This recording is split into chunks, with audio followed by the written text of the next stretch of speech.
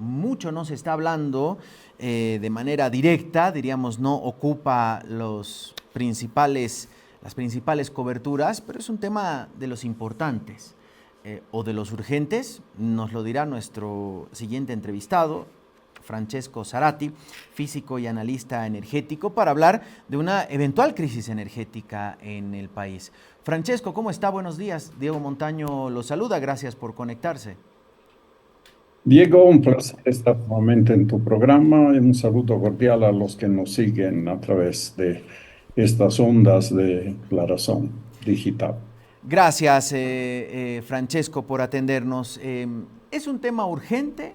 ¿Es un tema importante el de la transición energética o una posible crisis energética? Mire, es un problema sin duda en que estamos atrasadísimos.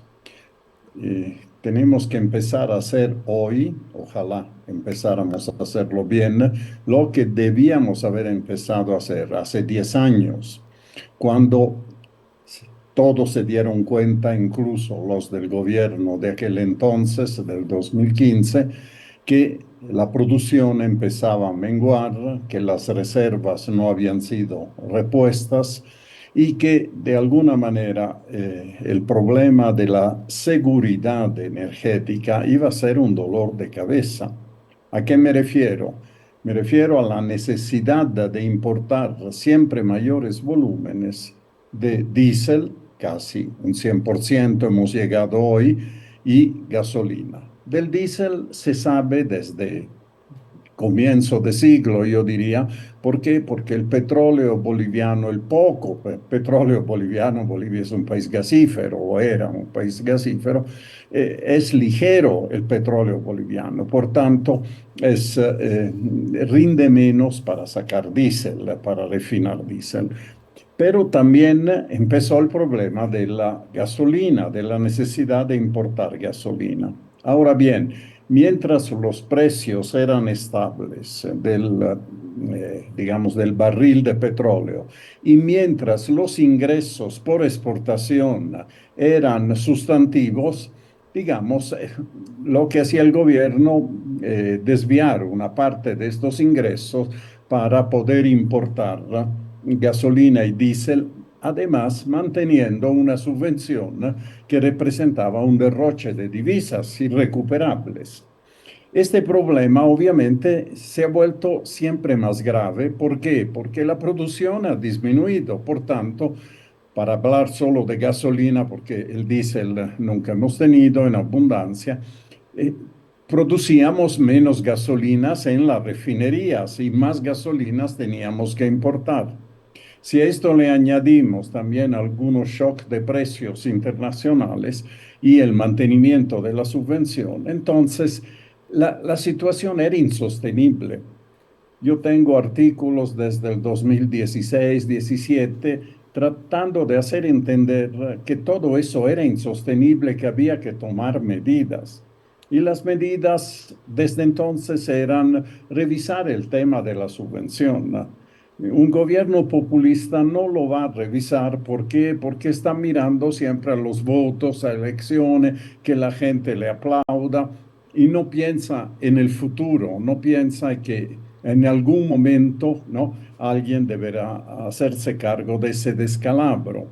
Esto fue una de las razones, la subvención, es decir, sincerar los precios. ¿Por qué? Porque tener subvenciones tiene dos efectos económicos muy fuertes. El primero es que uno quema divisas con la subvención que no recupera.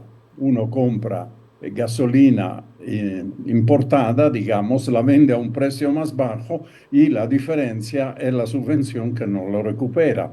Pero además, el otro efecto que todos conocemos es que al existir precios más bajos en el país, aparece una brecha de precios con los países limítrofes que alienta el contrabando. Entonces, gran parte del dinero de los bolivianos para importar gasolina y diésel se esfumaba con el contrabando hacia países cercanos. Ahora, Eh, Francesco, Perdón, Esto era, digamos, el problema de la seguridad sí. que no se ha enfrentado hasta comienzo de este año con el decreto 5516. Y ahí quisiera hacerle la pregunta, Francesco, si ya se, diríamos, se zanjó aquella situación, se casi equiparó el precio de la gasolina, en el caso de la gasolina casi se duplicó, en el caso del diésel casi se triplicó a precios internacionales. ¿Por qué hoy falta esos combustibles? El gobierno dice que no es un tema de liquidez de dólares, que está todo garantizado, pero en su experiencia, Francesco, con la información que pueda tener, entonces, si ya pagamos más, se eliminó la subvención, en teoría, por lo menos hasta antes de que estallase el conflicto en Oriente Medio, ¿por qué hoy no tenemos diésel y tenemos problemas con la gasolina? Es que en realidad quitar la subvención en enero fue algo transitorio, fue un espejismo. ¿Por qué? Porque se fijaron nuevamente los precios. Entonces, el fijar los precios implica que si hay un incremento del producto importado, este incremento del producto importado tiene que absorberlo el Estado, yacimientos, el que sea. Yacimientos no, porque no tiene con qué, pero por lo menos el TGN tiene que hacerlo. No te olvides que estaba en 3,74 la gasolina, para hablar con números concretos, y el dólar estaba en 6,96. Muy bien, hoy la gasolina está en 6,90, algo así, 96, y sí. se ha fijado en ese monto, pero el dólar ya no está en 6,90, el dólar está en 12. Y esto hace que nosotros tengamos que comprar, suponiendo que el costo internacional sea $1, incluso es más, ¿eh? Por la guerra de Irán, el estrecho de Hormuz y compañía, pero tenemos ya una brecha que hay que cubrir con dinero. Y si bien el gobierno dice, vamos a encontrar el dinero porque la seguridad energética es fundamental en el caso de la gasolina y diésel, pero lo que no pueden resolver es que esas brechas alientan el contrabando y otra vez el efecto se va multiplicando. Y además, digamos, no podemos seguir desviando divisas, las pocas divisas que tiene el país, en importar combustible sin buscar soluciones estructurales. Y lo que hace falta en este momento no es solo tener dinero para importar, eso se llama seguridad energética del momento, que no falte, que no haya colas en la gasolina. Pero ¿qué va a pasar mañana, pasado mañana? La economía crece, se necesita más gasolina, se necesita más diésel y por tanto se necesita más divisa. Tenemos que encontrar una solución a eso. Es decir, Esa Francesco, subvención, de alguna manera, tiene que desaparecer, compensando obviamente a los sectores que sufren más por estos incrementos, estas nivelaciones, y para que no tengan, no, evidentemente, no tengan que cargar con todo el peso. Los que no tienen un coche, ¿no? claro, Eh, el transporte hay público, digamos, hay ¿no? muchos que usan para ir al cine, para ir a su trabajo, usan su coche, ¿verdad? Ujú. Pero a estas personas estamos subvencionando también, que pueden pagar un precio real. Ahora, Francesco, volviendo a los números, diríamos que en temas de cuánto gasta el país, cuánto cobra, cuánto vale el dólar y a cuánto compra el barril de petróleo, estamos igual que con la subvención, que con la gasolina a 3,74 y el dólar a 6,96, estamos en el mismo escenario que antes de diciembre. Numéricamente tal vez no estemos exactamente, pero conceptualmente estamos en lo mismo. Estamos importando a un precio mayor del precio de venta. Esto significa derrame de divisas y también aliciente para el contrabando. A esto hay que sumar lo que hemos vivido en este primer semestre del 2026, la ineficiencia y hasta el actuar, digamos, delictivo, ¿no? Dentro de yacimientos con la gasolina basura, con problemas logísticos.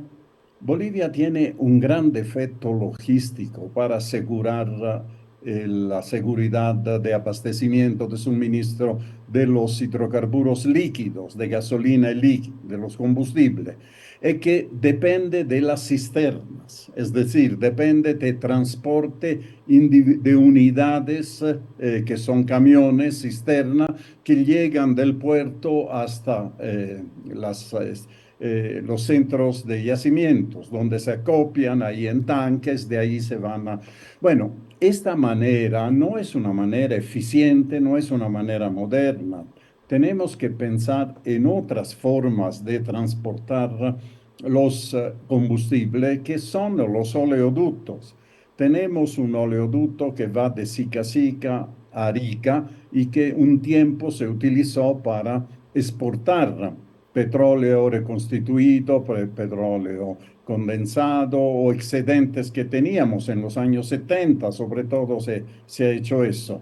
Hoy en día necesitamos este poliducto para poder subir desde el puerto hasta el altiplano, hasta yacimiento, los centros, las refinerías de yacimiento, los centros de acopio, esos combustibles. Hay que hacer inversiones, pero evidentemente eso significa tener un suministro 24 horas al día durante todos los días, ¿verdad? Sin que haya bloqueos, sin que haya problemas climáticos, etcétera, etcétera. ¿Por qué? Porque es un tubo igual que el gas que nos ha llegado normalmente durante los 50 días de problemas sociales. Bueno, igual el gas ha llegado a nuestras casas, ha llegado a las industrias, ha llegado a las termoeléctricas. Es decir, tenemos otra manera, otra posibilidad de hacerlo. Pero Francesco, ya que habla del gas, quisiera preguntarle sobre eso, porque ese es otro de los temas. Uno es el de la los carburantes líquidos, gasolina y diésel, que es el dolor de cabeza que persiste. El otro es el gas, que para muchos se acabará el 2028, que ya no tendremos en nuestras cocinas el gas por tubería, ya estamos exportando en mucho menor nivel. Y ante eso, incluso se habla de la electricidad, porque gran parte de la electricidad que se genera es a través de las termoeléctricas que necesitan gas. Y ahí la pregunta es, si se toman decisiones ahora, ¿alcanza para revertir ese cuadro de situación o realmente estamos a las puertas de tener que comprarle gas a la Argentina, que tiene Vaca Muerta, u a otro? sí, Diego, mira, yo preferiría no dar eh, fechas, ¿no? Sin considerar las opciones que tenemos. A ver, ¿cuáles son las opciones? La primera opción es saber las reservas. ¿Tú conoces el monto de las reservas? Ya la empresa Sproul, creo, ha presentado la certificación y el actual presidente de Yacimiento, igual que Dorgarten, que está fugado al Brasil, se lo tiene dentro de su cajón, no lo sabemos. Entonces, no es lo mismo tener un TCF, tener dos, tener tres o tener cuatro. Esto nos va a decir cuánto podemos hacer. Lo segundo, tenemos dos mercados para nuestro gas, uno de exportación y uno el mercado interno. En este momento producimos alrededor de 25 millones de metros cúbicos al día, 10 van al Brasil, 15, digamos, en el mercado interno. De esto, de la parte que va al mercado interno, 40% va a las termoeléctricas. Es decir, ¿por qué va a las termoeléctricas? Porque necesitamos electricidad. Entonces, la pregunta es, ¿vamos a seguir con este esquema que la mitad, digamos, la exportamos, la otra mitad al mercado interno? Algunos dicen gas para los bolivianos, primero está el país. Muy bien, entonces eso significa que podemos tener gas, quién sabe, por 8 o 9 años más, si las reservas son las que imaginamos alrededor de 3 TCF. Otros dicen, no podemos dejar de exportar por dos razones. Primero, porque necesitamos divisas. Un país que no tiene divisas, estas son divisas que van directamente al Banco Central. No hay que rogarle a los exportadores agroindustriales o mineros que depositen sus divisas en Bolivia. Y segundo, tenemos que mantener un mercado de exportación, ¿no? Porque si queremos atraer inversiones para descubrir más gas, el que viene a invertir con capital de riesgo dice, muy bien, encuentro gas, ¿a quién lo vendo? Al mercado interno, a precio subvencionado, ¿a qué precio? O tengo un mercado internacional que justifica mi inversión, que me permite recuperar. Aquí viene la respuesta. El dilema no es gas para los bolivianos o exportar. El dilema es energía para los bolivianos y tener gas para exportar. Y cuando digo energía para los bolivianos, es que ese 40% del gas que consumimos del mercado interno en las termoeléctricas puede reducirse a un 20% paulatinamente. Hay que tener un plan, hay que tener metas, hay que invertir.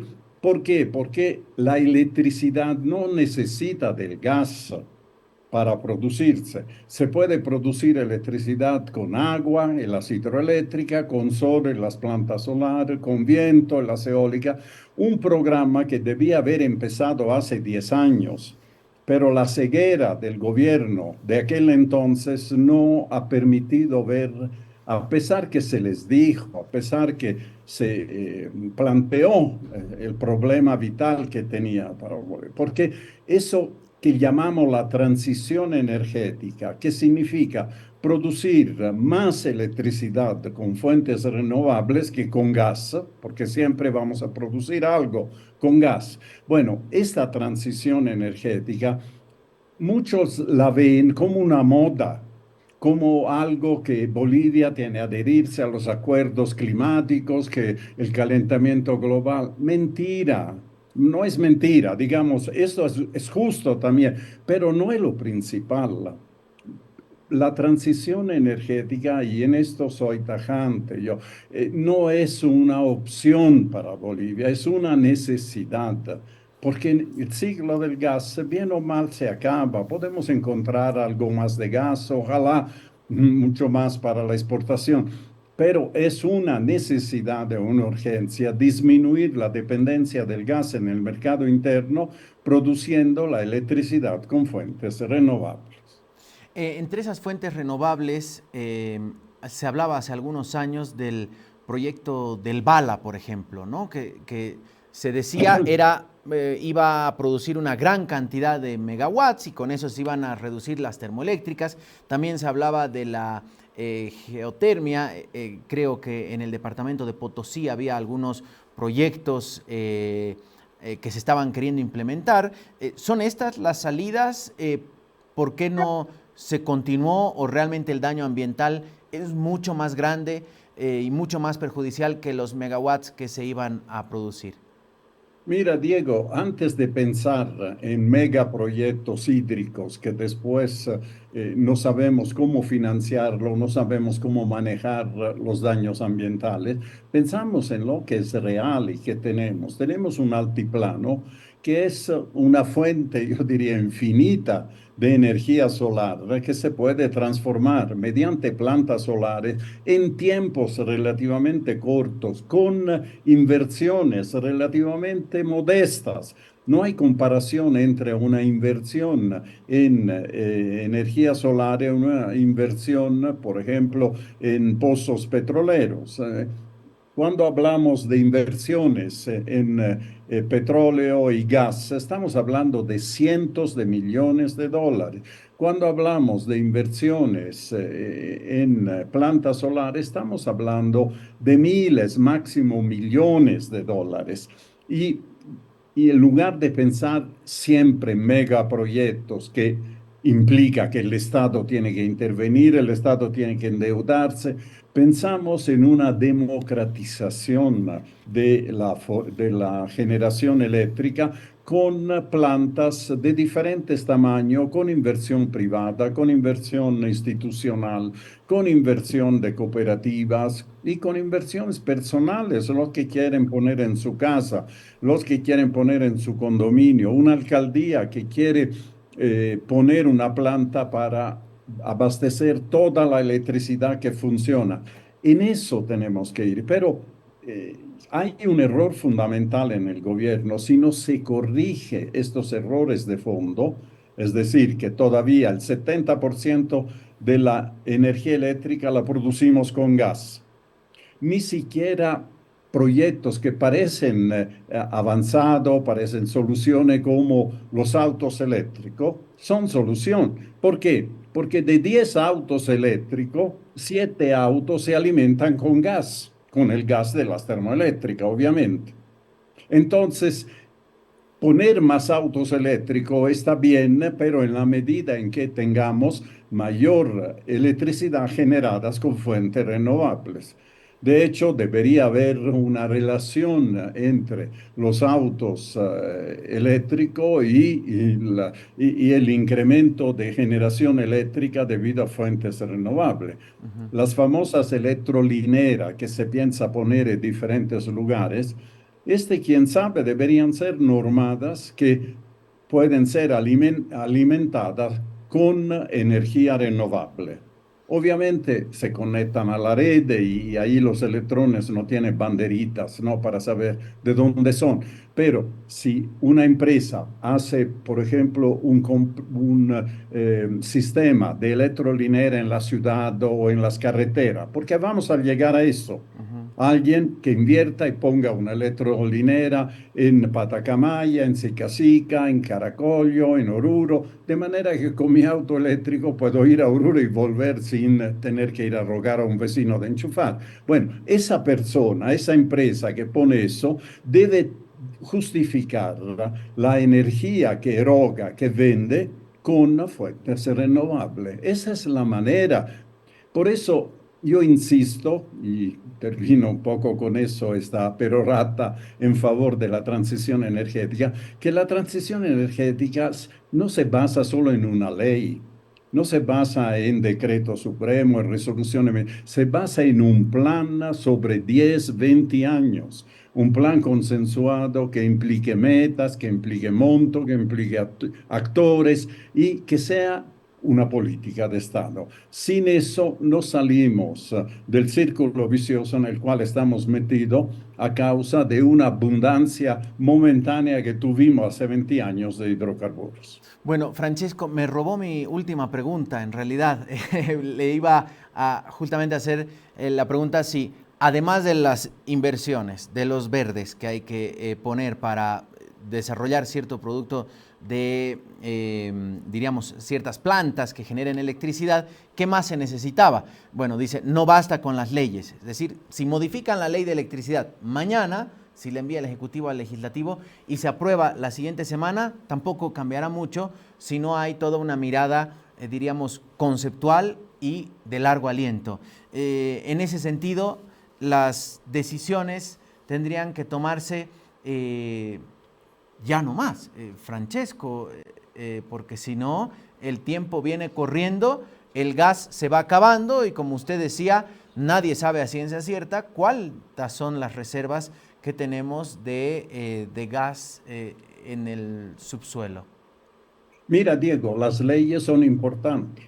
Yo creo que es importante aprobar la ley de hidrocarburos, pero como bien dices tú, eso no va a cambiar del día a la noche, va a quitar obstáculos. Es como si tú tuvieras una carrera de caballos, ¿no? Digamos, hacer la carrera no es, no resuelve todo, digamos, la competencia. Lo que hay que hacer es quitar los obstáculos que hay en este trayecto para que los caballos puedan correr. Y lo que vemos en hidrocarburos, lo que vemos en energías renovables, es que persisten obstáculos. Estos obstáculos pueden ser eliminados con las leyes, con las normas. Mejoramos las normas, pero se necesita algo más para poder llegar al final de la carrera. se necesita un plan, se necesita entender claramente qué pasos hay que dar y bueno, eso es el plan de transición energética que no nos decidimos a elaborar para tener una brújula en esta carrera. Francesco, muchas gracias por acompañarnos en este día, explicarnos un poco desde su área de conocimiento por dónde debería venir la hoja de ruta que nos saque de este momento previo a una posible crisis energética, como muchos califican. Gracias, Francesco, y cuando sepamos cuántos TCFs tenemos, volvemos a hablar, ¿le parece? Ojalá sea este Hacemos año. números, hacemos números. Gracias, Diego, y suerte con tu programa. Buen día. Gracias, Francesco Zarati, físico y analista energético.